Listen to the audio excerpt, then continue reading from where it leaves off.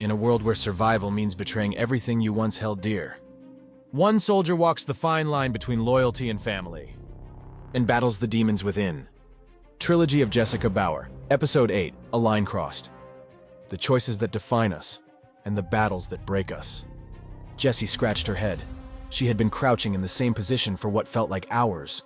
Her attention was riveted on a former factory that had been converted into a weapons depot. Her unit had received intelligence that a group of rebels was planning to attack it. Jessie's team had been dispatched to ensure that none of them got out alive. Unless, of course, Thomas Bauer or any member of his family was within reach. This order troubled Jessie more than she had expected. Lately, none of her missions had involved her family. Now she was forced to think about them. Until this moment, she had focused solely on the tasks assigned to her. As her body grew accustomed to the tension, her spirit hardened. She was still a grunt beside the formidable General Waters, but there was a sense of empowerment that came with handling deadly weapons. Waters had been right. After her first kill, it all became easier and almost routine. Something in her mind had dulled, or perhaps she had simply stopped thinking. The first time she killed, it was a young redhead with a soft baby face. She hadn't been able to sleep afterward. Even now, she could remember his face clearly, while the others had faded into a mist that haunted her when she wasn't tired enough. She had pushed any guilt behind her. Her surroundings had proven distracting enough. Apart from the waiting, there was never a dull moment. She enjoyed discovering new places.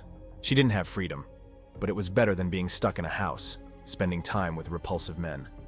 Waters had withdrawn into a silence that he would only break to discuss his plans to capture Thomas. Jessie barely replied, often only snarling in response. She was still wary of him, but her wits and attitude were growing sharper. She stood taller than before and barely flinched when he raised his voice. She was starting to understand the man and anticipate his mood swings. The only thorn in her new life was her one-sided, unbreakable bond with Waters. She knew he considered her a distraction, a means to an end, but she had grown to treasure their time together, forcing herself to ignore the fact that he didn't care about her as much as she did about him. She sighed, realizing that her thoughts had once again wandered to him. She heard leaves rustling and her attention snapped back to the task at hand. 10 to 15 men and women were creeping out of the woods, scampering toward the factory. One of her comrades aimed at a young blonde and fired. The group panicked. A few ran toward the other side of the factory, where another faction of the squadron was waiting. Others tried to hide behind trees and retaliate. Jessie was aiming at an older man with graying hair when she noticed a familiar face. She straightened and forgot her surroundings. "Adrian!" She sprang from her hiding place. Ignoring the voices calling her back, she ran to her brother. Bullets whizzed dangerously close as she grabbed his arm and pulled him into the cover of the woods. "Don't go there. More soldiers are waiting," she urged.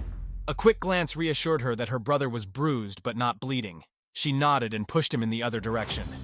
"Get out of here!" "Jessie!" His eyes were wide with surprise, and he didn't move. The battle was forgotten. All he could see was his sister in enemy garb. "Just go!" She shoved him again and watched as he scuttled off without another glance. The shooting behind her had died down. As she made her way back to her initial position, she tried not to step on any corpses. She nearly lost her footing, but someone grabbed her arm. "Traitor bitch! Knew we couldn't trust you. I'm taking you to the Major." She followed the soldier in silence but ripped his hand away from her body. She was barely aware of what she had done. Her brother was safe. That was all that mattered.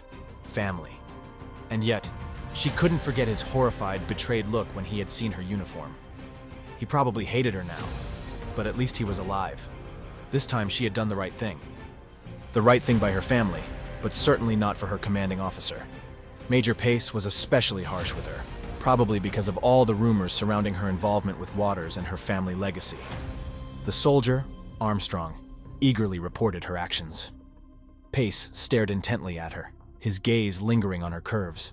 His thick eyebrows gave him an owlish appearance, but there was nothing remotely cute about his face at that moment. She knew that look. She took a deep breath and kept her stance. Men were easy to decipher, and so predictable. Armstrong left the tent, and Pace gave her his full attention. He was too close for comfort, and a bad feeling was growing in the pit of her stomach. Most of the men surrounding Waters were of the worst kind. They obeyed him unflinchingly but were capable of terrible things, and often found loopholes to satisfy their vices. "You know that what you did constitutes treason. At best, you should have brought him in." I didn't give you leave to speak. I'm reporting this misconduct to the general directly. Not sure you will keep that pretty head of yours." He reached toward her. She expected a punch, but instead, he pinched her cheek. Unless... She could smell his rancid breath. She was pretty sure this wasn't behavior approved by the reserve. She wasn't sure what was worse, this paunchy man's leer or the fury that would undoubtedly spill out of General Waters. Both predicaments seemed equally terrible. And yet, no matter how much time had passed, images of Rex's anger kept flashing in her mind. She eyed the man in front of her carefully. He wasn't horrible to look at, but his graying hair and pasty face didn't make him appealing. He reminded her of those clients the girls called the express seduce, close your eyes and get it over with. It would be like going back to the routine she'd been trained for. But in recent months, her attitude towards sex and men had changed. She had started to actually enjoy it, and she had grown accustomed to Waters. Sleeping with Major Pace would be like admitting nothing had changed, that she was still Jenny, the working girl. There were no ideals ingrained in her. She was still blindly following orders, but at least she wasn't humiliated like in her previous life. She couldn't go back to this, yet it seemed inevitable. While her mind wrestled with whether she could escape her fate, her body automatically responded. She tilted her head, wet her lips, and drew closer to him, her hands traveling from his arms to his shoulders. Deep down, she knew this easy way out would certainly lead to disaster. But this was an innate reaction. Who was she? Right, she leaned forward, her lips brushing his, but he cackled. Nah, I want the proper thing. You, in a dress, looking sexy. We're returning to Philly. She nodded and shifted back into her military stance as he smiled in anticipation. Under normal circumstances, Jessie would have enjoyed the walk back. Others complained about the pace and the distance, but she loved the fresh air and the ability to move about. Her gaze would drift from one side to the other, taking in the wilderness and the ruins of the pre-attack world. She would often promise herself that one day she would go on a real adventure. Beholden to none, choosing her own path. One day she wouldn't be a mindless pawn on a board, she would be her own. But today her mind couldn't drift to those delightful daydreams. She was preparing herself to slink back into Jenny. That girl was a far cry from Private Jessica Bauer, with her hair tied in a tight bun, and her uniform as crisp as her walk. Jenny would have been strutting, swaying her hips. None of these identities were the real her. She still didn't know who she was, but sometimes, in Waters' presence, she could recognize glimpses of herself. She grimaced at the thought. She was certain that if he knew about her deal, he would never forgive her. His trust issues were far worse than hers, and this was betrayal. They returned to Columbus the next afternoon and were given leave until the following day. Pace handed Jessie a scrap of paper with an address on it, instructing her to be there at 8 p.m. sharp. She avoided meeting his eyes and rushed through the streets. She didn't have any money to buy a new dress. It reminded her that she needed to talk to Waters about what was happening to the money she was supposed to be earning. That would have to wait. She would have to find her old dress, probably rolled in a corner of the drawer Waters had assigned to her. The men guarding the residence merely nodded at her. There was a silent understanding that whenever she was on leave, she was welcome in the general's quarters, and they would drift back into something resembling domesticity. She would complain about the reserve. He would complain about her attitude. They would eat together, have sex, and just stare holes into each other. They hardly spoke about anything personal these days. Waters was guarded, and she was resentful. He was determined to mold her into the perfect weapon to take down Thomas. It would drive him berserk to hear that she had instead chosen to protect her family. The man stationed in front of the bedroom unlocked the door for her. He waited patiently as she removed the gun from the holster on her leg. I know the drill. General's around. Meeting. She nodded as she handed him the gun. It was another mundane ritual. Waters may have been training her to become the perfect soldier, but he wasn't foolish enough to let another Bauer into his bedroom with a firearm. With a sigh, she went inside and tiptoed to the chest of drawers to hunt for her dress. She discarded her hair tie and Pace's address on top of it. She found her makeup kit and stilettos. There was no way the Major was going to sleep with Jessie. Jenny was all he would see.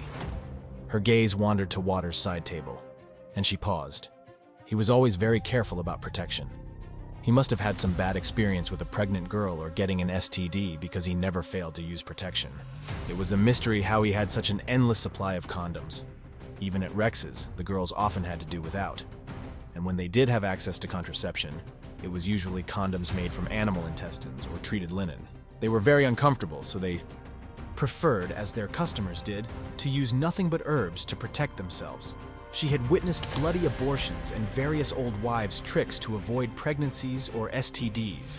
Girls didn't last long. It was a miracle indeed that she was still in this world and seemingly disease-free.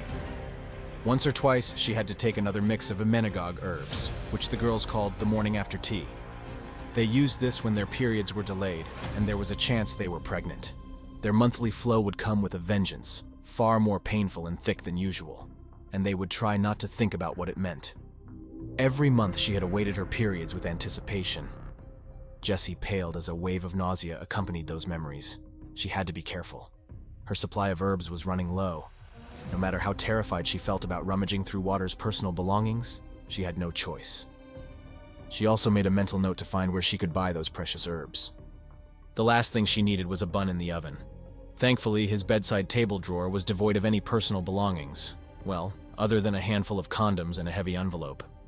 Despite the dangerous and urgent situation, Jessie's curiosity was piqued.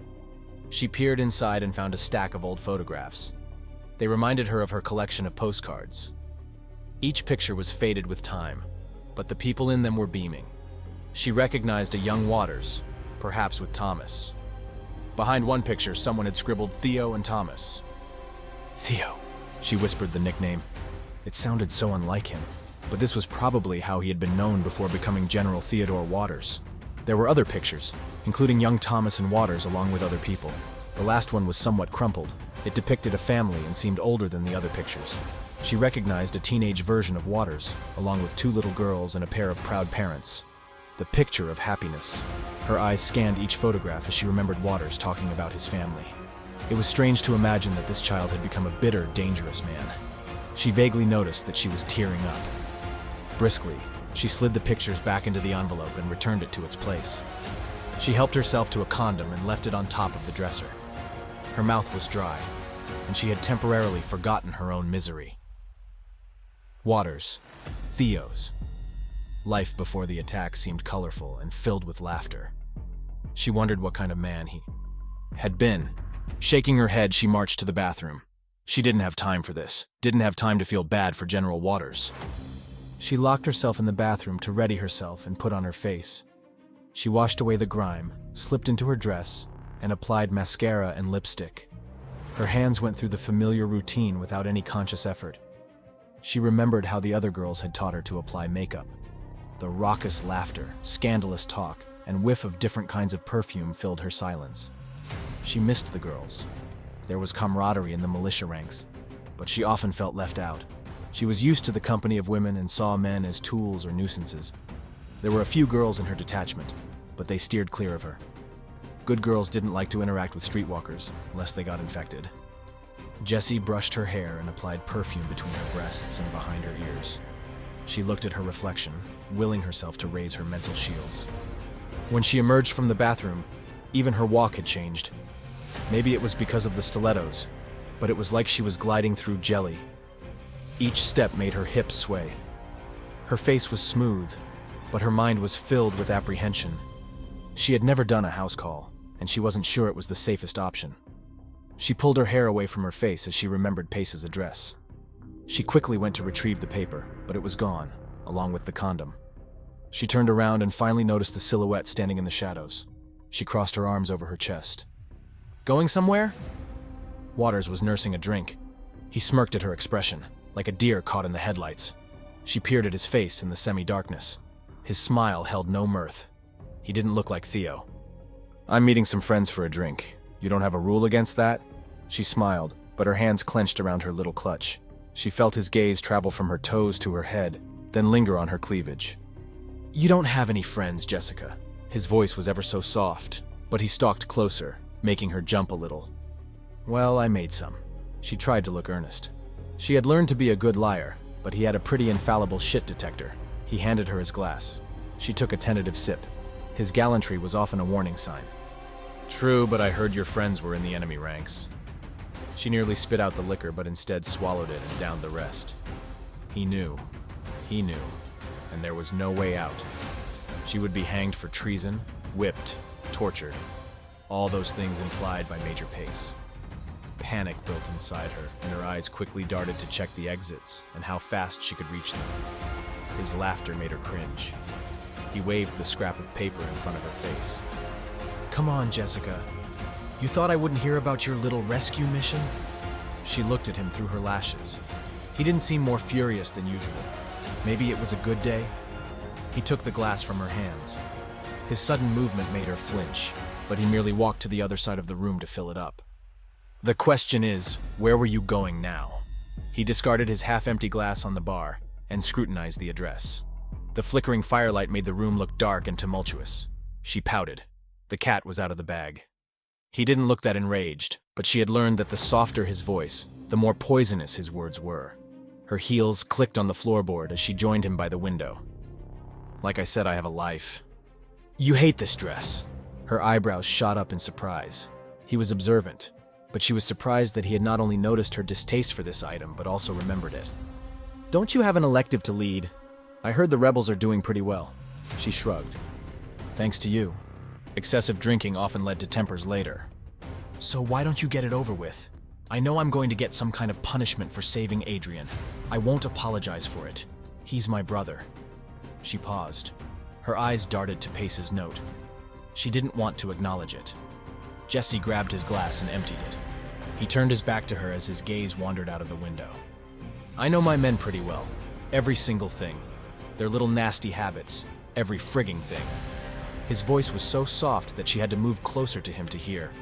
He had this knack for confusing her by always leading the conversation, never answering her questions, and steering her to whatever point he wanted to make. Her eyes were wide, and her whole body was shivering. Some like playing games and can only get it up for boys and girls they are blackmailing. He turned around. He hadn't heard her creeping closer and was taken aback by her proximity.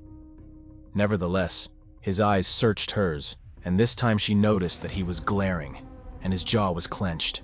She raised her hands, dropping the glass that shattered on impact. If this conversation had played out a few weeks earlier, she would have apologized and hoped for the best. Even now, she was struggling not to do so and to keep her gaze level. "A girl has to do what a girl has to do." She was pretty sure it was the lyrics of a song she had heard someone sing at Rex's. Waters wasn't amused. His eyes narrowed, and his shoulders straightened. "What did he threaten you with?" She shook her head, but he wasn't budging. She was at a loss. She hadn't expected this reaction. She had been ready to face his wrath, but he was behaving in the most peculiar manner. "Who? Adrian?" "Don't be dense, Jessica. Pace." "Well..." His hands had wrapped themselves around her forearms. "Why would you care?" He flashed her a smile, but didn't shift his grasp. "If one of my majors is stepping out of line, I need to know. The militia, the democracy, can only work if everyone is following my rules. Sorry to break it to you, but nobody follows any of your stupid rules." He bit back the laughter bubbling inside him. In this whole democracy, the only person who dared to say such things to him was this thin slip of a girl. He didn't know if he was furious at Pace for betraying his trust or for taking advantage of Jessie. But Jessie's misstep? He had expected it. She was a Bauer after all. "Apparently I'm guilty of treason," she added with a broken smile. "Did you tell anything to Adrian?" "No, we didn't speak, Then you're not guilty of treason." "Oh. But don't get me wrong. Do something like this again." He smirked. "And don't make the mistake of thinking your brother wouldn't hesitate if you were his target." "You don't know Adrian," she whispered with an almost childish tone. "I know all about the Bauer family." He let go of her arms and walked to the door. "Where are you going?" "I didn't create this militia to have frigging rapists in it." The door slammed after him, leaving Jessie wide-eyed. She heard a commotion on the other side of the door. She replaced the envelope in his drawer and jumped out of the bed. She was facing the fireplace when he walked in. "I hope you weren't too attached to Pace. I will have to assign a new officer to your unit." "Why?" "He's dead." She spun around, only to face a serene Waters who was taking off his jacket. "You killed him?" "I don't tolerate disorder in my ranks," Jessie snorted. "You can't just shoot people because they're doing something wrong." "Really? What should I do, General Jessica? To hell with them?" She rolled her eyes. "At this rate, you'll be left with nobody to listen to your orders." She kicked off her shoes and padded to her side of the bed. He watched her slip off the dress. He pinched the bridge of his nose as his vision blurred, thinking of Pace's hands on her soft skin. Good riddance.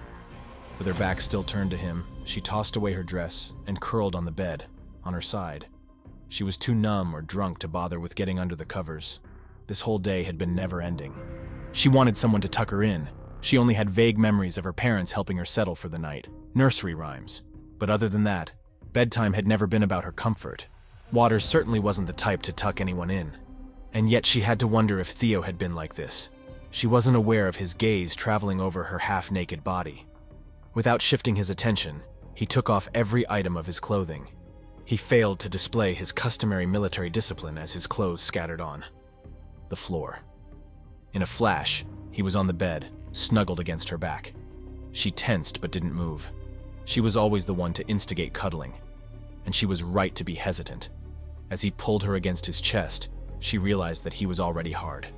His hands hovered on her waist and breast, smoothing the soft skin of her thighs, and his ragged breath made her neck shiver. She flinched when his right hand grasped her breast roughly. His lips trailed along her neck, his teeth gently nipping at her skin. She leaned back against his chest. "What made you think you could sleep with my men? Silly Jessica." He unclasped her bra, shoved it away, and cupped her breasts in his hands. She had trouble breathing. This jealous, overbearing Waters was making her wet and flustered. It was ridiculous to be turned on so easily. His hands and lips were everywhere, but every time she tried to turn to face him, he wouldn't let her shift. As his hands slid down her waist, she pulled down her panties, shifting her hips higher to give him better access. One of her hands slid between her legs to tease her clitoris, while the other reached behind to touch him. He pulled back slightly and prepared to enter her. With satisfaction, he glimpsed Jessie's branded wrist in the semi-darkness as he entered her. Jessie was breathless and almost dizzy after they were done. Each of his thrusts had left an imprint on her. They were both silent, but he still held her close. She had no trouble sensing the words lingering in his warm breath as it brushed her neck. There was a triumphant glint in her eyes when she closed them. He could pretend that he didn't care, but tonight, he had been jealous.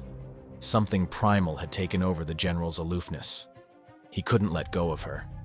Usually she was the one holding on to him, but tonight he had a hard time drifting to sleep or tearing his gaze away from her. Was it too late to turn back? It had started as a game, a trap to bring Thomas down, but now he was entangled with her. The blinding rage he had felt when he realized where she was going had subsided. Only dismay remained. Dismay that once more he was trapped into caring for someone. After Thomas's departure, he had been lulled into numbness.